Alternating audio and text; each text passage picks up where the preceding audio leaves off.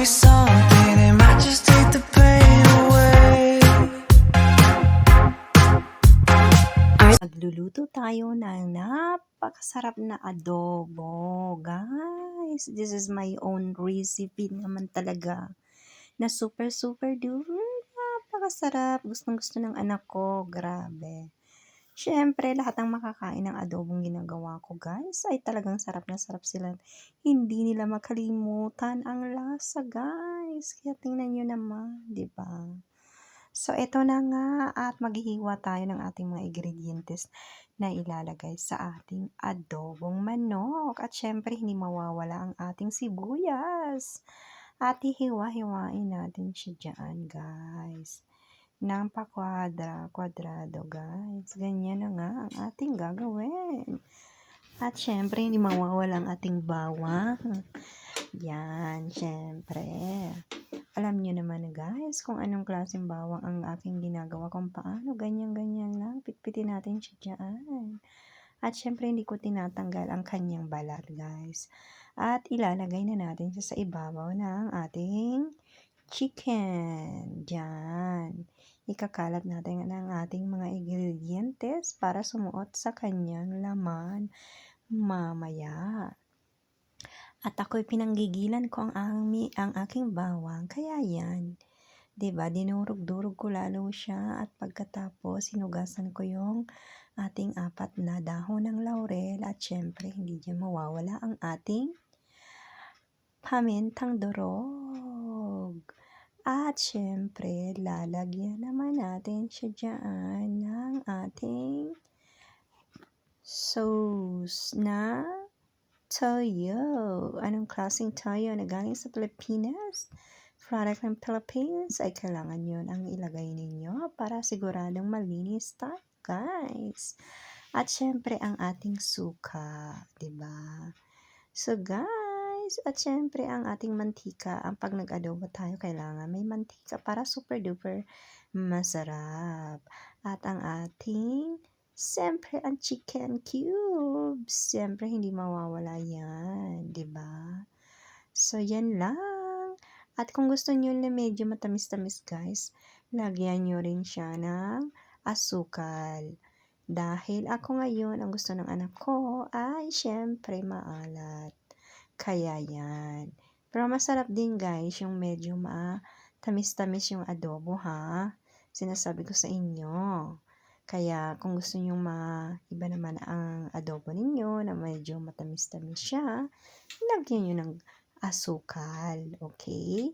Dagdagan nyo na lang ng asukal guys. So ito at ating halo-haluin ang ating chicken adobo para sumuot dyan yung kanyang pinaka-sauce na ginawa natin na pangsabaw.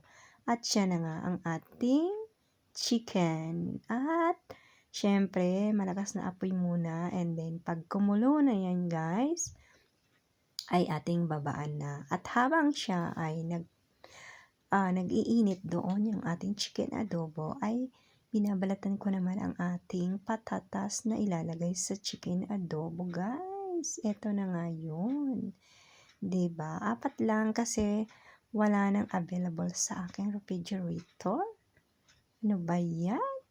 Napakasarap naman ng adobo pag maraming patatas, guys. Kasi ito na ang pinakakanin namin. Kung hindi tayo magkakanin, so ito na ang aking pinakakanin. Pero, dahil kakaunti ang ating patatas, kaya magsasaing tayo. So guys, ganito rin ba kayo? Kailangan natin ilagay sa tamang lagayan ang ating basura. Ito ay recycle natin, kaya kailangan aparte din yung ating mga balat or vegetables na ating panglagay sa basurahan. At ito na nga, hinihiwa-hiwa ko siya ng ganyan guys, para hindi naman siya sobrang laki at hindi rin sobrang maliit, para hindi rin siya maduro. Aside na natin yung ating patatas guys. At ito na nga, kumulo na ang ating chicken. At syempre, binabalik-baliktad ko siya dyan guys, para masarap ang kanyang resulta. Syempre, hindi lang naman yung ating ilalim ang kailangan maluto. Kailangan natin din yung ibabaw ay maluto natin. So, kaya kailangan natin bali-baliktarin. At saka tingnan nyo naman nagsabaw na ang ating chicken adobo. So, gusto ko maging ganyan ang resulta niya guys. Pababain natin yung sabaw para mailagay na natin yung ating patatas, 'di ba? Saka natin siya lalagyan ng konting tubig para lumambot na ang ating karne na super duper lambot. At yung patatas, nakasabay na ng ating patatas na sa chicken. So, yan na ang ating resulta guys. At syempre, kailangan yung apoy natin ay malakas ulit. 'Di ba? Pag kulo nun guys, isang kulo ulit, yung unang kulo ulit, kailangan na natin babaan yung ating apoy para doon na siya ma-maintain yung kanyang lakas ng apoy para hindi siya masunog. Masarap ang resulta ng ating patatas. At habang ako'y nagpapakulo at nagpapalambot ng ating chicken, nag-prepare na rin ako ng ating rice kasi nga ito ang request ng aking anak. So guys, ito ay hinuhugasan ko ng 3 beses yung ating bigas guys. Importante na kailangan pag tayo'y naglinis ng ating rice ay talagang imamasahe natin ng ganyan, 'di ba? At syempre pipisil-pisilin natin para siya ay matanggal ang alikabok or dumi diyan.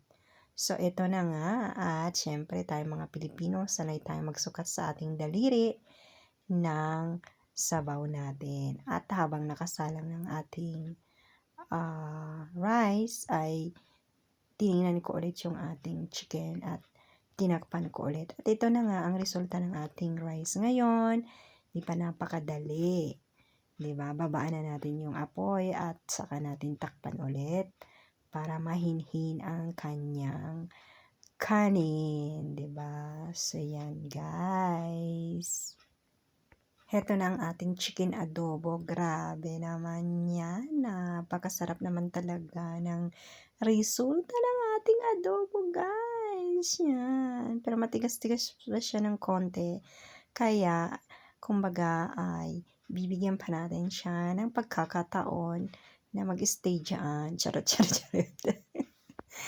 Bibigyan pa natin siya ng 3 minutes para lumambot siya talagang super duper. Kasi mas masarap ang pagkain kapag nasa tamang anong tawag dito, luto, kumbaga, 'di ba? Napakasarap kainin. Hindi tayo magsisisi na ay nako antigas, ay nako nasobrahan, ay nako mas masarap kung nasa tamang pagluluto. At ito na nga, natapos na ang aming pagkain ng dinner. So, ito na nag-iinitsing-etching na kami. Nanonood ako ng The Walking na nakakatakot. Hindi ko na pwedeng banggitin ang buong title, guys. And then, at yung anak ko naman ay nanonood siya ng sarili niyang pinapanood sa YouTube. And then, ito, nagre-relax ako. At syempre, Biyernes ng gabi ay itinaas ko ang aking mga paa kasi naman guys, super duper. Talagang kailangan tayo mag-relax at wala namang masama, 'di ba? Kasi nasa loob naman ako ng aking pamamahay kung itataas ko ang aking mga paa diyan. Wala naman magsasaway sa akin. At habang kami nanonood, kumain kami ng popcorn. Ako yung anak ko, paborito yan guys. At saka na-enjoy yung kanyang paa. Kaya tingnan nyo naman yung kanyang paa doon. May benda talaga.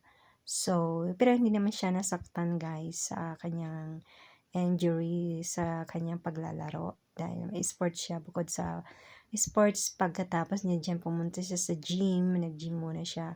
Kaya nung pauwi na siya, saka ko pinipare yung aming dinner na chicken and then yung rice para gusto ko pag dumating siya ay mainit yung aming kakainin. So, yan ang aking etching.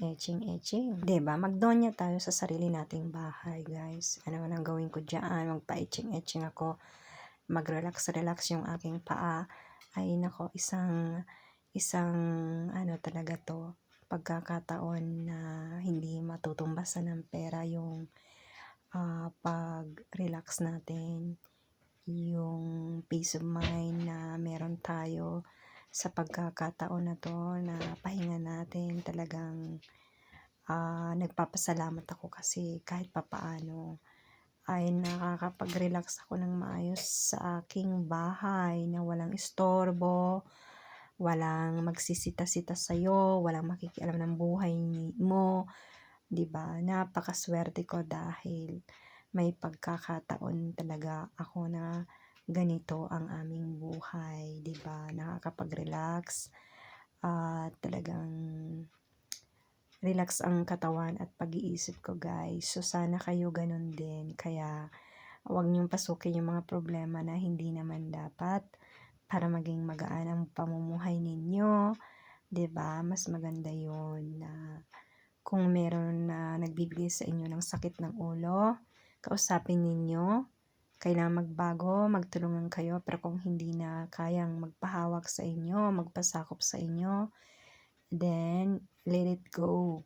Okay? Kasi importante yung ating kalusugan, yung ating kaisipan, meron tayong peace of mind sa pang-araw-araw. Kasi kung toxic na ang taong nagbibigay sa atin ng problema, hindi na healthy yon, guys.